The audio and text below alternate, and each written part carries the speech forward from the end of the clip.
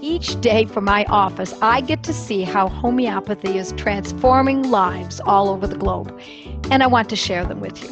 Some of my students have really caught my eye. Some of you have done all you can to learn how to cure those around you using homeopathic medicines, and your successes inspire me. They're glorious and powerful, and I can't keep these successes a secret any longer. So, with help from my roving reporters, we bring you a mini podcast series that I call Moms with Moxie, and sometimes we even interview dads with Audacity. See how regular mothers and others, average people who want to cure those around them, have gone from freaking to fabulous with homeopathy. You are listening to podcast number 52 at practicalhomeopathy.com.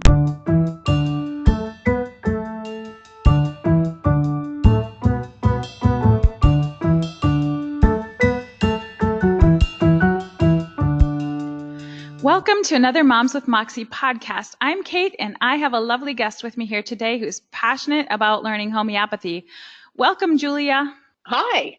I know we have other moms who are listening today to this podcast who are similar to you, Julia, in that they can't get enough of learning about homeopathy. I know that you've immersed yourself in learning homeopathy, and you've been studying it with Joette for quite a while, I think. So I look forward to hearing all about your experience. But first, Julia, tell us a little bit about yourself and your family. I'm a mom of 3 boys, and I live in Albuquerque, New Mexico. And my youngest, who's 12, wanted me to be certain to mention him. Oh, that's great. So let's start with how you first heard about homeopathy or got into learning about it. Can you give us a little bit of a background? I had a couple experiences with it, good experiences with it. My MD is also a homeopath, so he helped me tremendously with some migraines many, many, many years ago. And then, 7 years ago, I woke up one day with a terrible ear infection. It was a Sunday afternoon. The only phone number I had for some reason was my doctor of Oriental medicine. I don't know why I had it, but I'm glad I did.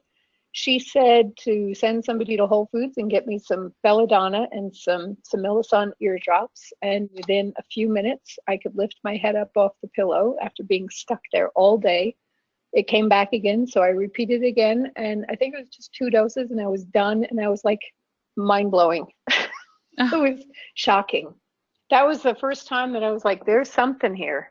That was amazing. You know, I could have chalked up the migraines to any sort of, change of diet or hormones or anything that helped the migraines. But the ear infection was such a direct cause and effect. There was no denying it. Yeah. So even though your MD was also a homeopath, you hadn't had that much experience with homeopathy, or you worked with him in a classical way? No, I worked with him classically for the migraines. And then when I would see him beyond that, he was very open to anything. And whichever route I wanted to go is how he would do it. But he's big into supplements and that sort of thing. And I think maybe he asked me once if I wanted to go the allopathic route or the homeopathic route, and I chose allopathic, and maybe he just wrote it down in the chart and never asked again. I don't know why we didn't do any more. I went in one time, I had cellulitis on my ear. I don't know how I got it. It hurt like the bejesus, and he said, do you want to treat this homeopathically or allopathically? And I said, give me the antibiotics. I regret that now, but I didn't know about Joette and all the beautiful things. Yeah. Well, we've all been there. We all had to start someplace, so. Right. Okay. So after that point, then what? Then, I would buy some boron tubes and not know what to do with them. And I even bought a couple books and I still wouldn't know what to do with them. And it all seemed really scary and overwhelming. And then one day, despite as near a perfect a diet as you could get, I had a yeast infection that would not go away. I had so little sugar in my life that I even had to cut out balsamic vinegar to remove the last of the sugar. And I could not kick this thing. And that's when I found Joette's blog, and I took whatever it was she recommended on there, Merxol, I think, and took it away, never to return, no questions asked. And then I started following Joette's blog. And let's see, January of 2016, I think it was, I was fed up of chasing the health hamster wheel and called her up So when you say you called her up, what does that mean? for a consult. Oh, okay. So you consulted with her, and then you also have taken her courses as well, correct? I have. It was funny the first time I consulted with her, and she said, "So would you be interested in taking any of these classes that I offer?" And I said, No. If I had any extra time, I'd be taking art classes." And she very kindly said, "I understand." And I have to say, it was less than 2 weeks later, there was such a dramatic shift in my health that I signed up for Good Gut, Bad Gut. And within a few months, I had plowed through everything she had to offer. Oh my goodness, what a shift from wanting to take art classes to then diving into all of those homeopathy classes. It was amazing. It was life-changing, transformational, life-altering. It was fantastic. Yeah. Oh, isn't that great? So you've also taken this whole thing one step further, and you're actually going to school for classical homeopathy. I am. Some of the people listening to these podcasts often wonder that same thing. Should I go to school for homeopathy? How can I get more of this? Because they've taken all of Joette's courses and read all the blogs and the podcasts and the Facebook Lives. So they just want even more. They want that foundation. And I know Joette has talked about this, that she says, if you ever want to go into practice, you do need to go to school for homeopathy. So give us a little bit of information about where you're going, and would you recommend it? If I recommend it, that's a tough question. No, I do, because I can't get enough of it, and it's the only way to get more. Other than just reading, which is great. I am looking at all my books sitting in front of me. I have quite a collection of homeopathy books, but the classes take it that next step, and then learning to do the cases takes it that next step, and getting feedback classically is that next step. So it's one thing to read it and learn it. It's another thing to do it under supervision. Mm. You did mention to me, though, that there's pros and cons to that. If you go to school and you're studying classical, but yet you're using the protocols, that you're kind of in two different worlds. It's terrible being in two different worlds. It is such a mind switch.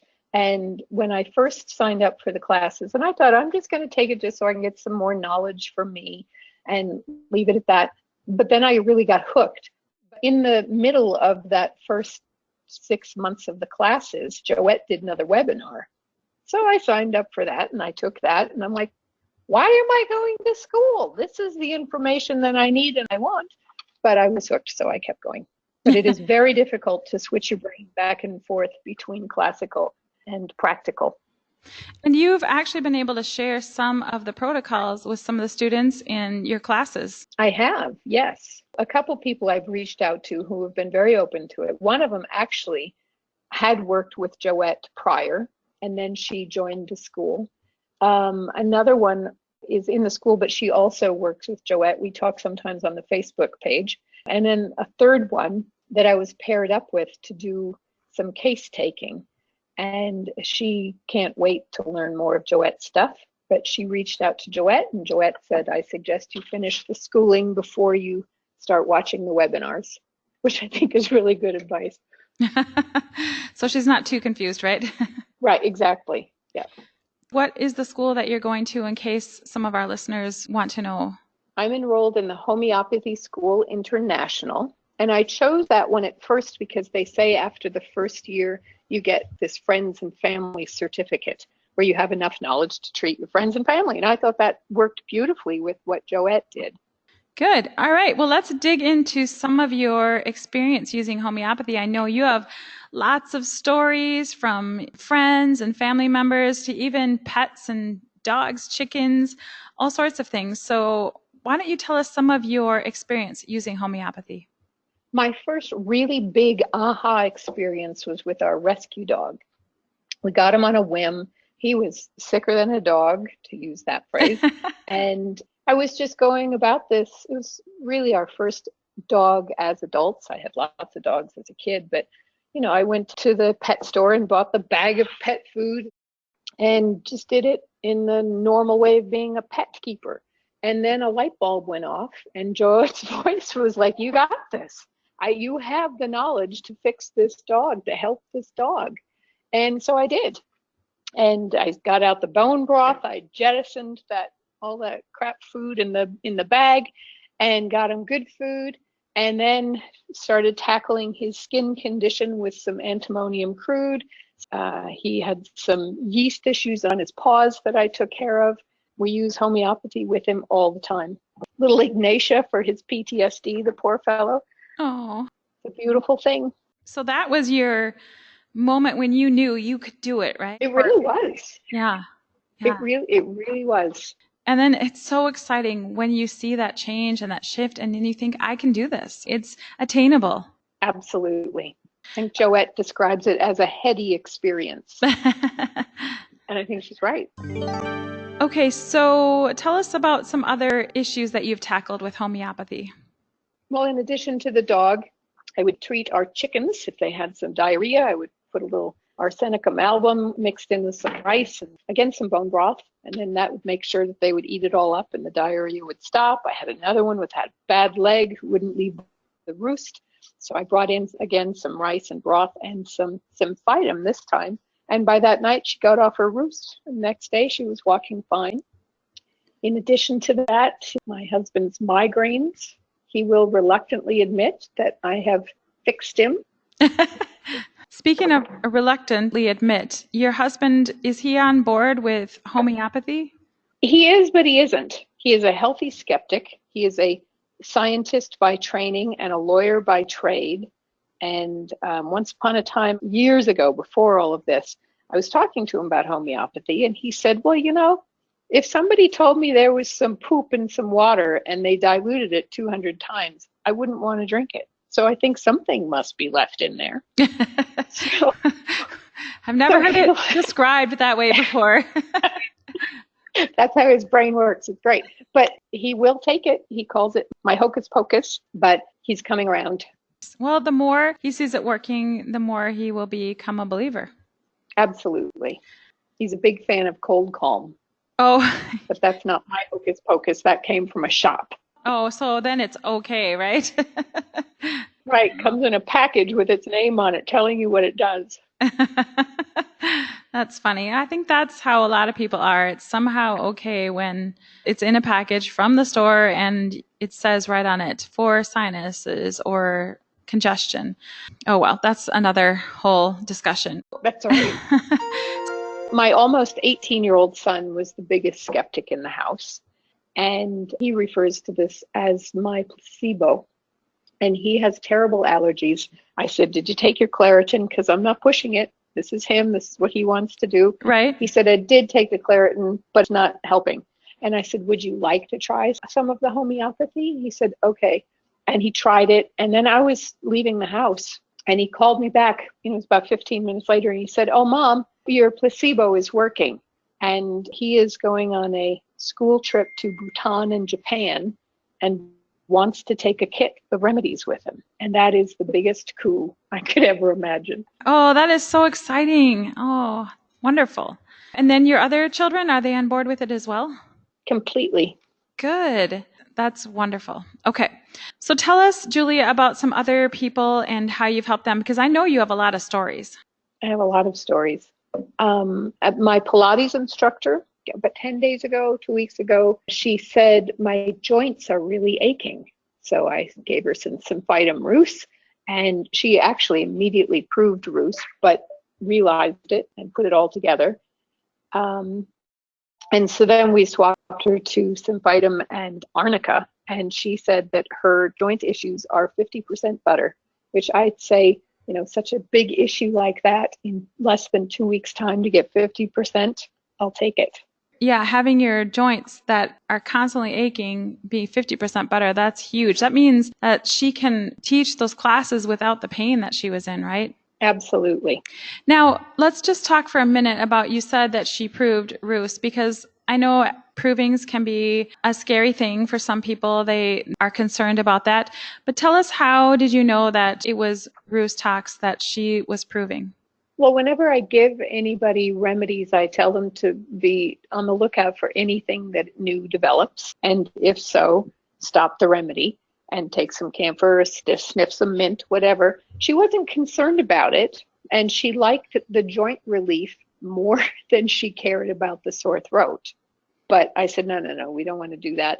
So that's when we stopped it. But she just knew that this sore throat was not supposed to be there.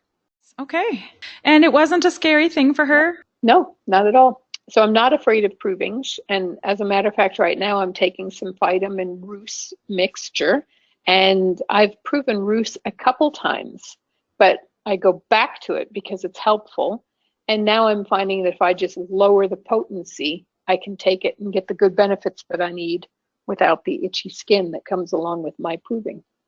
And so when that happens, you get itchy skin, do you stop and take mint or camphor or anything, or do you just lower the potency and then move on? The first time I stopped and took camphor, and then I think I've actually proved Rhus maybe 3 times, and now I just lower the potency. And by doing so, those symptoms that were irritating the itchy skin, they went away? Completely. And how long did that take? The next day. Okay. So it was quick. As Joette says, the best antidote is the right remedy. Right. And my husband's good friend's wife has struggled with eczema all her life, literally. And she was willing to give this a go. And a little Antimonium crud and some Arsenicum album. And her hands are not bleeding. They are not cracked. She has pretty much normal hands for the first time in her adult life. Wow. Can you imagine that, having bleeding, cracked hands your whole life? They look so painful. I bet she's a believer in homeopathy now. She is, yes. So there was a friend, I think you said, that had some sinus tooth pain. That is a really interesting story. Why don't you share that with the listeners? She called me up. She was having terrible pain. The doctor has recommended surgery for her sinus. So it's a sinus issue. She feels the pain in her tooth. And she said, what can I take? What can I do? I knew what she had in terms of remedies. So I flipped through my books and I said, try the Calc carb, see if it helps. And it did help. And eventually she went to Calc carb 200 and the pain is gone. And I believe she is no longer needing the surgery. You also said that at the time you were going to school and you were trying to also look at the case classically, and tell us what happened there. I did. I took her case classically for one of the casework that you have to do in school. And I thought, it can't be Calc carb, because that kind of came to me from listening to Joette all this time. And I worked really hard to disprove the Calc carb remedy, but in fact, that was what she needed. Great how that worked out. It did. And I just had that again the other day I had to take an acute case, and my sister had broken her wrist and had numbing, tingling going up her arm. And I said, we'll take some Hypericum. We know from Joette the shooting pains are Hypericum, and tingling would be nerves and Hypericum. And I needed another acute case for school, so I took her case. And once again, classically speaking, Hypericum was the answer. That's so great to know that it's confirmed over and over again when you look at it both ways. But you get to it quicker with the practical Absolutely. protocols. Oh my gosh, so much quicker. It's crazy the time it takes. It's very frustrating when I'm listening to the classes and I just want to pull my hair out and say, well, she needs Ignatia. Why do we have to take a half-hour case and spend an hour repertorizing it? She needs Ignatia. Oh, that's funny. Yeah, it must be hard staying quiet in your classes. Actually, no, that's not hard because they're all done on DVDs. I think the DVDs were probably filmed, recorded 10, 15 years ago. So I'm talking to myself when I'm saying this. So you can shout out, she needs Ignatia. That's funny. I do. So something that you have said to me over and over again is that you just cannot get enough of homeopathy and how it has changed your life. Why don't you give us a little summary about homeopathy and how you feel about it, because you have a really good saying. I can't get enough of homeopathy. It has changed my life. It has altered my life course. I never dreamed that I would be going back to school, number one, and number two, even considering becoming a homeopath. And here I am, well on my way. I am so excited for you, and I can't wait to see how you use homeopathy in the future. So thank you for taking the time to share with us today, and we look forward to hearing from you again, Julia. Thank you very much. I couldn't have done this interview before homeopathy. My anxiety was thick, and thanks to homeopathy, I can lead an easier life in my very busy brain. Well, thanks again for sharing with us. It's been a pleasure talking to you, Julia. Thank you, Kate. You just listened to a podcast from practicalhomeopathy.com, where nationally certified homeopath, public speaker, and author Joette Calabrese shares her passion for helping families stay strong through homeopathy. Joette's podcasts are available on iTunes, Google Play, Blueberry, Stitcher, and TuneIn Radio. Thank you for listening to this podcast with Joette Calabrese. To learn more and find out if homeopathy is a good fit in your health strategy, visit practicalhomeopathy.com.